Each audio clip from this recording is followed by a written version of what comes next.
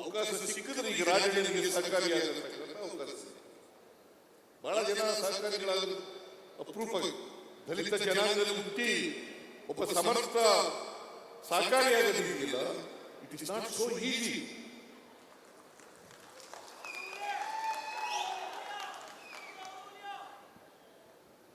ನಾವು ಅವಕಾಶ ಸಿಗ್ಬೇಕಷ್ಟೇ. ನನಗೆ ಅವಕಾಶ ಸಿಕ್ತು, ನಾನು ಬೆಳೆದು ನಾನು ಲಾಯರ್ ಆದೆ, MLA ಆದೆ, ಮುಖ್ಯಮಂತ್ರಿ ಆಗಲಿಕ್ಕೆ ಅವಕಾಶ ಸಿಕ್ತು. ಆಗ್ತದೆ ಇಲ್ಲ. ನಾನು ಓದ್ಯ ಹೋಗಿದ್ರೆ ಏನೂ ಆಯ್ತಿರ್ಲಿಲ್ಲ. ಅದಕ್ಕೆ ನಾನು ರಾಜಪ್ಪ ಮೇಷ್ಟ್ರು ಯಾವಾಗ ನೆನಪಿರ್ತಾ ಇದ್ದೀನಿ. ನಾನು ನೇರವಾಗಿ 5ನೇ ತರಗತಿ ಸೇರಿದೆ. ಆ ರಾಜಪ್ಪ ಮೇಷ್ಟ್ರು ಬರದೇ ಹೋಗಿದ್ರೆ ನಮಗೆ ಮಾಸ್ಟರ್ಗೆ ನಾನು 5ನೇ ತರಗತಿ ಸೇರ್ಕತ್ತೂ ಇರಲಿಲ್ಲ, ವಿದ್ಯಾವಂತ ಆಯ್ತಾನೂ ಇರಲಿಲ್ಲ, MLA ಆಯ್ತಾನೂ ಇರಲಿಲ್ಲ, ಮುಖ್ಯಮಂತ್ರಿ ಆಯ್ತಾನೂ ಇರಲಿಲ್ಲ. ಆಮೇಲೆ ಬಾಬಾ ಸಾಹೇಬ್ ಅಂಬೇಡ್ಕರ್ ಅವರು ಸಂವಿಧಾನ ಇದೆಯಲ್ಲ, ಅದು ಇಂಥ ಸಂವಿಧಾನ ಇರೋದ್ರೆ ನಾವೆಲ್ಲರೂ ಕೂಡ ಮುಖ್ಯವಾಗಿ ಬರಕ್ಕೆ ಆಗ್ತಾನೇ ಇರಲಿಲ್ಲ. ನಾವು ಅವಕಾಶ ಸಿಕ್ಕಿದಾಗ ಈ ಸಮಾಜದಲ್ಲಿ ಬದಲಾವಣೆ ತರಲಿಕ್ಕೆ ಪ್ರಾಮಾಣಿಕ ಪ್ರಯತ್ನವನ್ನು ಮಾಡಬೇಕು. ನಾನು ಅದಕ್ಕೆ ಹಿಂದೆ ಮುಖ್ಯಮಂತ್ರಿ ಆಗಿರುವಾಗ, ಈಗ ಮುಖ್ಯಮಂತ್ರಿ ಆದಾಗ, ಕಾಂಗ್ರೆಸ್ ಪಕ್ಷ ಅಧಿಕಾರಕ್ಕೆ ಬಂದಾಗ ನಾವು ಸಮಾಜದಲ್ಲಿ ಬಡತನ ಹೋಗಲಾಡಿಸಿ ಸಾಮಾಜಿಕ ಆರ್ಥಿಕ ಶಕ್ತಿಯನ್ನು ತುಂಬತಕ್ಕಂಥ ಕೆಲಸ ಮಾಡಬೇಕು. ಅದು ಮಾಡಿದಾಗ ಮಾತ್ರ ಸಮಾಜದಲ್ಲಿ ಬದಲಾವಣೆಯನ್ನು ಮಾಡಲಿಕ್ಕೆ ಆಗ್ತದೆ. ಅದಕ್ಕೋಸ್ಕರ ನಾನು ಯಾಕೆ ರಾಜಣ್ಣವ್ರನ್ನ ನಂಬ್ತೀನಿ, ಪ್ರೀತಿಸ್ತೀನಿ ಅಂತಂದ್ರೆ ಅವರ ಬಡವರ ಮೇಲೆ ಇರ್ತಕ್ಕಂಥ ಕಾಳಜಿ, ಬಡವರ ಮೇಲೆ ಇರ್ತಕ್ಕಂಥ ಕಾಳಜಿ. ಯಾವುದೇ ಜಾತಿ ಸೇರಿದೆ. ಈಗ ನಾವು ಗ್ಯಾರಂಟಿ ಯೋಜನೆಗಳನ್ನು ಜಾರಿ ಕೊಟ್ಟಿದ್ದೀವಿ. ಅದರ ಜಾತಿ ಇದೆಯಾ, ಪಕ್ಷ ಇದೆಯಾ, ಧರ್ಮ ಇದೆಯಾ? ಎಲ್ಲ ಜಾತಿಯವರು ಇದ್ದಾರೆ. ಬಿಜೆಪಿ ಅವರು ಇಲ್ವಾ? JDS ಅವರು ಇಲ್ವಾ? ಅವ್ರನ್ನೆಲ್ಲ ಬಿಟ್ಟಿದ್ದೀವಿ ನಾವು. ಎಲ್ಲ ಗ್ಯಾರಂಟಿ ಯೋಜನೆಗಳನ್ನ ಎಲ್ಲ ಸಮಾಜದಲ್ಲಿರ್ತಕ್ಕಂಥ ಎಲ್ಲ ಬಡವರಿಗೆ 1,64,00,000 ಕುಟುಂಬಗಳಿಗೆ ಗೃಹ ಜ್ಯೋತಿ ಫ್ರೀಯಾಗಿ ಕರೆಂಟ್ ಕೊಟ್ಟಿದ್ದೀವಿ. 1,22,00,000 ಕುಟುಂಬದವರಿಗೆ 2,000 ರೂಪಾಯಿ ಫ್ರೀಯಾಗಿ ಕೊಡ್ತಾ ಇದ್ದೀವಿ.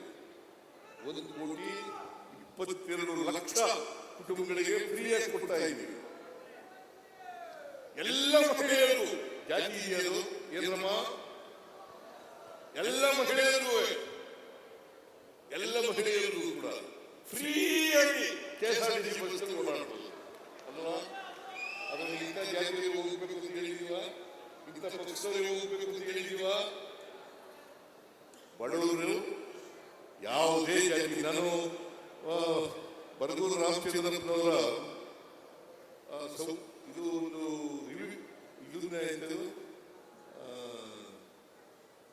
ನಿಮ್ಮ ಲೇಖನದಲ್ಲಿ ಓದ್ದೆ ನಾನು. ರಾಜಣ್ಣವರು ಉತ್ತರ ಕೊಟ್ಟವ್ರೆ. ಏನಂತ ಅಂತಂದ್ರೆ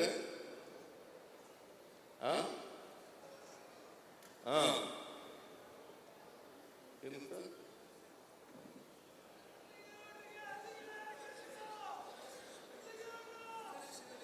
ಸಂದರ್ಶನದಲ್ಲಿ ಓದಿದೆ. ಸಂದರ್ಶನ ಮಾಡಿದ್ದಾರೆ ಅವರು, ಲೇಖನರು ಬರೆದು ಸಂದರ್ಶನರು ಮಾಡಿದ್ದಾರೆ. ಅದರ ಸಂದರ್ಶನ ಓದಿದೆ, ಸುಮ್ಮನೆ ಬರುವಾಗ ಕಣ್ಣಾಡಿಸ್ತೆ. ಅದರಲ್ಲಿ ಅಲ್ಲಿ ರಾಜಣ್ಣ ಹೇಳಿದ್ದಾನೆ, ನೋಡಪ್ಪ, ನಾವು ಯಾವ ಧರ್ಮ ಜಾತಿ ಎಲ್ಲ ನೋಡ್ಬೋದು. ಆಮೇಲೆ ಇವತ್ತಿಗೂ ಕೂಡ ಶಾಲೆ ಫೀಸ್ ಇಲ್ಲ. ಒಂದು ಘಟನೆ ಅವ್ರ ಮೇಲೆ ದೊಡ್ಡ ಪರಿಣಾಮ ಬೀರುತ್ತದೆ. ಯಾರೇ ಬರಲಿ, ಯಾವ ಜಾತಿಯವರ ಬರಲಿ, ಯಾವ ಧರ್ಮದವರ ಬರಲಿ, ನಮ್ಗೆ ಆಗದೇ ಇರೋರು ಬರಲಿ, ಗೊತ್ತಿರೋರು ಬರಲಿ, ಗೊತ್ತಿಲ್ಲದೆ ಇರೋರು ಬರಲಿ, ಅವ್ರಿಗೆಲ್ಲರಿಗೂ ಕೂಡ ಇವತ್ತು ಫೀಸ್ ಕೊಡ್ತೀನಿ ನಾನು ಅಂತ ಬರ್ತಿದ್ದಾರೆ. ನಿಮ್ಮ ಸಂದರ್ಶನದಲ್ಲಿ ಅದನ್ನು ಹೇಳಿದ್ದಾರೆ ರಾಜಣ್ಣವರು.